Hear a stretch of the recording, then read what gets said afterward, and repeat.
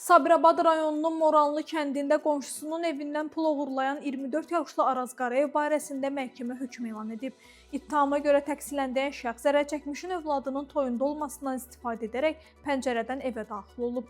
O yataq otaqlarından birindən 2500 manat dəyərində qızıl üzük, digər otaqdakı şkafda yerləşən kassa aparatını da götürərək həyətə çıxarıb. Daha sonra kassanı sındıraraq içərisində olan 15930 manat və 2100 dolları ələ keçirib. Nəticədə zərərçəkmişə ümumilikdə 22300 manat məbləğində maddi ziyan dəyib. Araz Qarayev ifadəsində bildirib ki, hadisədən sonra Naftalana qayıdıb. Ertəsi gün Vaz 2114 markalı avtomobili 7300 manat alıb. O avtomobilin pulunu oğurladığı vəsait hesabını ödədiyini etiraf edib.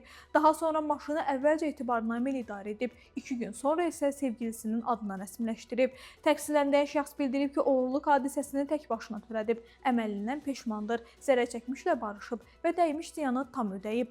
Zərərçəkmiş şəxs də məhkəmədə ona dəymiş maddi ziyanın tam ödənildiyini təsdiqləyib və təqsirləndirilən şəxsə qarşı hər hansı şikayət və tələbinin olmadığını bildirib. Sabirabad rayon məhkəməsinin hökmü ilə Araz Qarayev təqsirli bilinərək 3 il müddətinə azadlığın məhdudlaşdırılması, yəni elektron qolbaq cəzasına məhkum edilib. Araz Qarayev məhkəmə zalından sərbəst buraxılıb.